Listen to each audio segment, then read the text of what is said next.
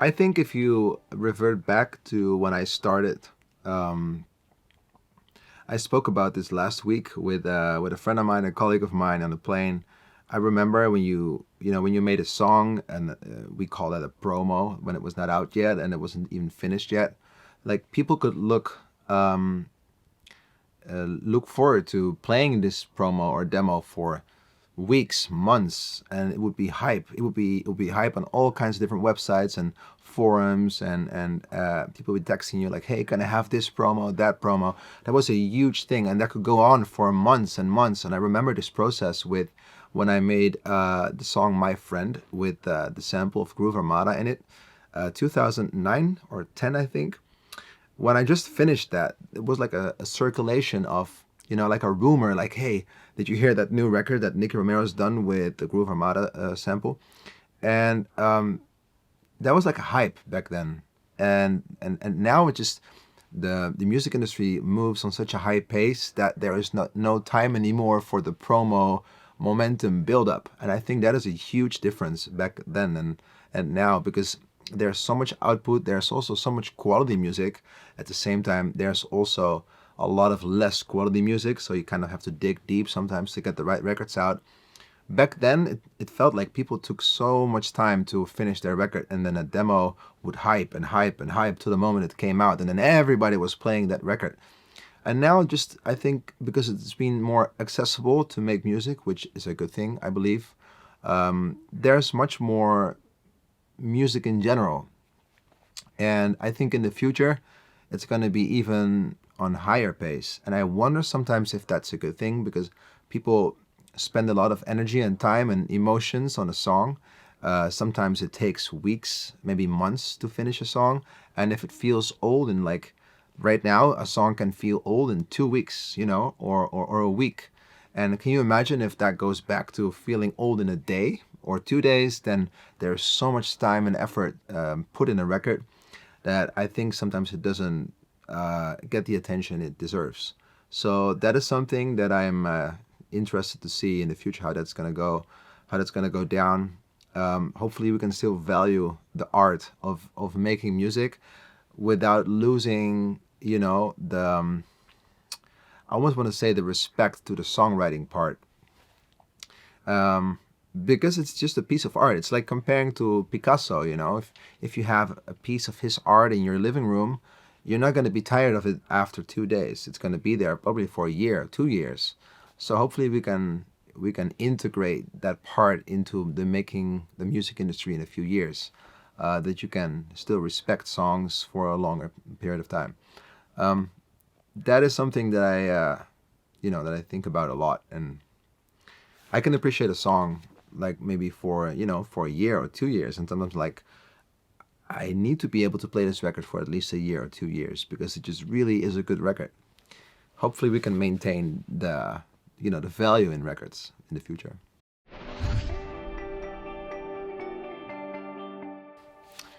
I mean, there's a lot that I still want to achieve. I've been really lucky to be able to work with really, really talented people in the music industry. Think of Calvin Harris, of Avicii, of David Guetta, of W&W. About to work with Armin. I was really lucky to work with Rihanna and Britney Spears, and it's a wide variety of people, Black Eyed Peas. And I want to thank David Guetta a lot for giving me the opportunity to get to work with all those huge names. Even Sia was in the studio with because of him. Um, so, I think in the future it's all about wanting to work with people that inspire me a lot, and it doesn't really matter anymore if it's famous people or not famous people, as long as they make good music and they inspire me. Um, I would still want to achieve a number one record in the US, which is something that I didn't have yet, and I know it's super hard. And if it happens, that'd be really great. And if it doesn't happen, then I'm still a really happy human being. But yeah, that's something that I would love to do. And there's just so much more to achieve in the club world too. Once in a while, you have this amazing record that stays for years. Look at Reload of Ingrosso and Tommy Trash. It's one of those songs that is still epic since the day it released. I would want to do a song like that if it, if it happens to be. I don't know. I think those are the most important things that I still want to do, and I got really lucky with. I think with reaching all the goals that I had over the last few years already within 10 years in the music industry, which is really quite special. How did I really use my old sound to develop the new sound? It's interesting because the old sound, the only thing that I really took probably is the programming of the drums, because the synth sounds change all the time, and especially with progressive, there's only a few sounds that really work in progressive. So sometimes that means you have to step away from that what exists already. The sounds of duality and novel I can only use a few times before they start to sound either dated or it's too much of the same. And so what I did was, for example, with a new song that's open now and there's no official title yet, it's called IC. That's the one that I play. That's the name that we use to play it under now. The only thing I really took is the drum programming. And if people listen to it, then they'll be like, okay, I can relate to that, because it's a mix of either Camorra and maybe Sound of the Underground, and then just a few different elements from other songs that make the fundament of the new song. But the synth sound and everything is all really different from what I used to do. And I think for this one, we got inspired by songs of Toby Green, of the new sound of David Guetta, which has always been a good friend of mine. And it's really, really dope to just, get inspired by all kinds of different people and create your new sound. And that's what I do all the time. You're adapting to new sounds all the time. And the real fundament will always be the drums and the way it sounds, the way it's mastered, the way that the levels are done. Most of the time, FX is also really important. And this song, I have the project open here, so I'm able to show a few things of how this song came about and what really the power is of this song.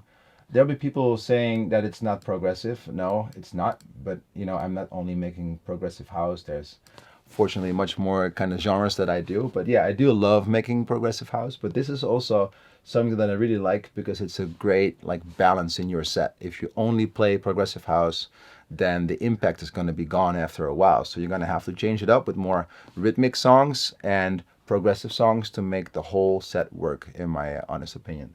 So this one is a dope mix between groovy, melodic. It still has vocals. It kind of has everything. And I played this one in Mexico for the first time, and people be like, what song is that? So that's really dope. I'm going to play a little bit of it, and I'll show you how it's done.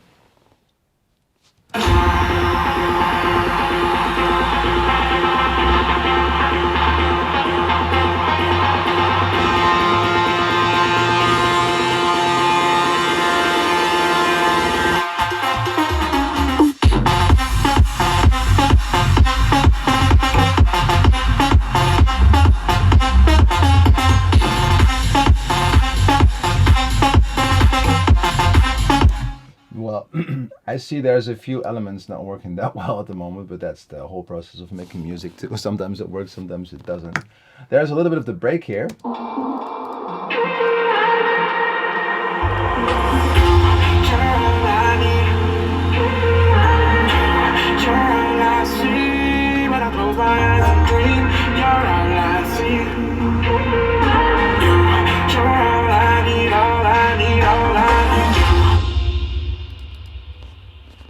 So, as you can hear, there's multiple aspects. There's chords, there's vocals, there's a synth.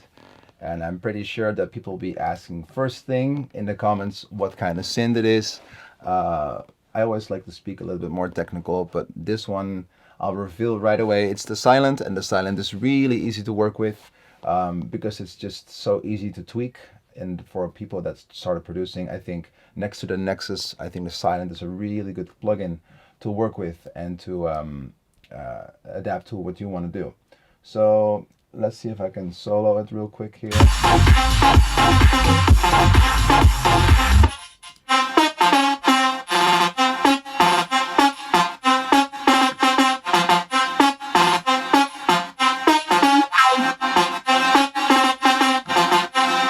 So the whole trick behind this song is probably just the programming of the synth and the LFO.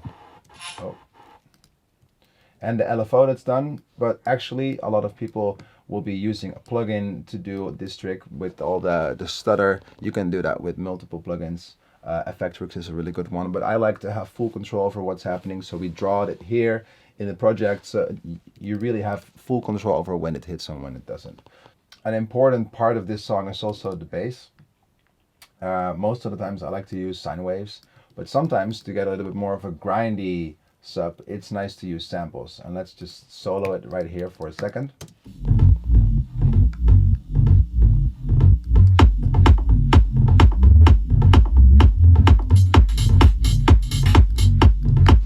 It's quite like heavy, and it's quite grindy and dirty, and that's something that I think would be nice to try out to see if it works to have a little bit more of a, like a distortion going on in the bass. Sometimes it works, sometimes it doesn't, and a great way of achieving that is just taking a sample and just use overdrive really extreme into maybe 9 to 24 dBs, as long as it doesn't clip over the kick drum. So that is an important asset as well in the song next to the synth.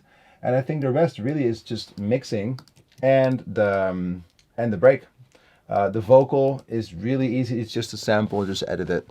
And sometimes, the best ideas just come by making mistakes and trying out. I play a lot of songs just to feel like how they feel like live, because sometimes you do a song and it sounds great in the studio and then it doesn't live. So yeah, it's all about having the experience and making mistakes and playing it live and then do it again until you have a V14 that works. I think the ultimate lesson that I took from producing music over the years is just the really one answer is there really is no blueprint of how it should sound. There is no rule that your music needs to meet in order for it to be either successful or right for you as an artist, as a producer. The only thing that really matters is that you do what you like. And sometimes there'll be lessons online or schools that tell you it needs to sound like this, you need to use that plugin and then that plugin, and that's the only way to do it right. What I found over the last few years by, redefining my own sound and creating things and making mistakes, that there is really no rules. It's all about just go out there, explore. It's like with football and with soccer, that there's no teacher that tells you to do a trick to the left or to the right side. You have to do what feels right to you.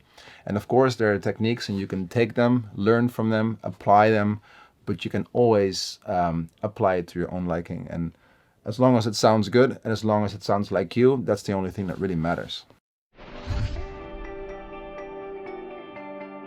For me, on the personal side, I think I experienced a lot of ups and a lot of downs. I think a lot of us do, and especially the DJ world is such a hectic scene. I saw some real high peaks, playing Tomorrowland for the first time and doing that all over again every year, getting the opportunity to play, working with those amazing artists. It all has an impact on your personal life too.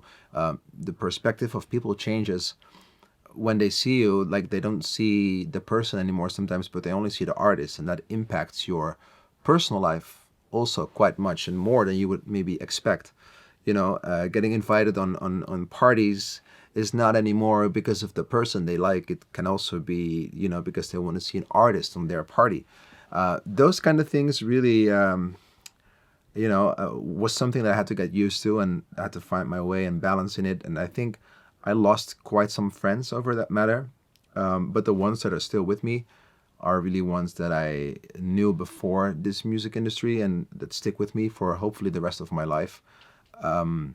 Because, being an artist and being in a spotlight really does something to people around you for some reason. Even with family, I saw that, things can really change drastically, even though it's a good thing, when there are people being nice to you. But it also makes you feel like, are they really legitimately interested in the person or in or in the artist? That's something that comes back into my life every once in a while. And I think all of us have to deal with the same thing, and also actors and also sportsmen, sportswomen, people that work in the media.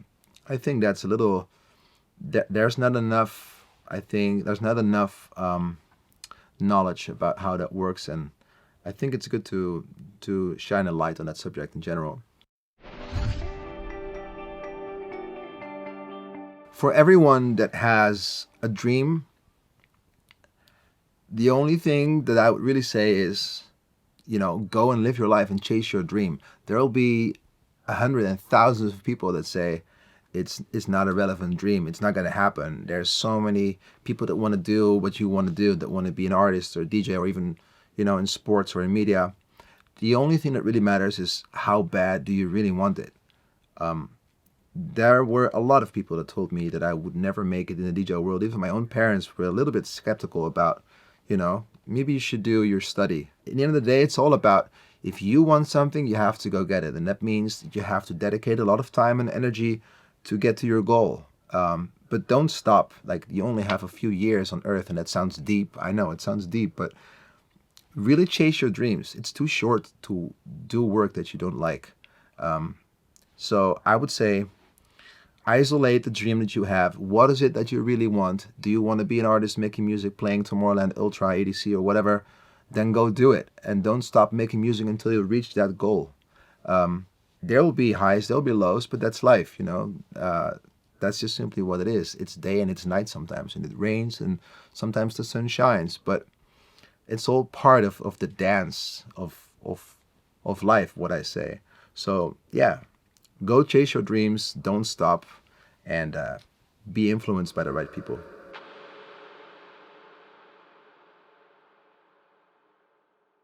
It's been really fun to do this and to talk with you guys about the music industry, about how I started my career, but I'm also really interested in how this helped you, and if there's something that you want to know of me, you can always reach me at all my socials at Nicky Romero, and I try to answer people with questions all the time. On my Instagram, I do questions once in a while that I answer. If it's in depth, if it's technical, if it's about life, I try to answer everyone. This has been a fun journey because it also helped me looking inside a little bit about, okay, what do I have and what did I achieve and what could I do better? And the whole Redefined series really helped me realize where I am right now and what I had and what I'm about to work on and what's coming for 2020. It really makes you realize what of a system this is and what of a crazy life actually I lived in the last 10 years. So I hope you guys had the same amount of fun as I had doing it. Again, I hope you enjoyed it as much as I do and as I did actually. And I hope to see you around the world somewhere in your country and maybe in mine. You're always welcome in Amsterdam.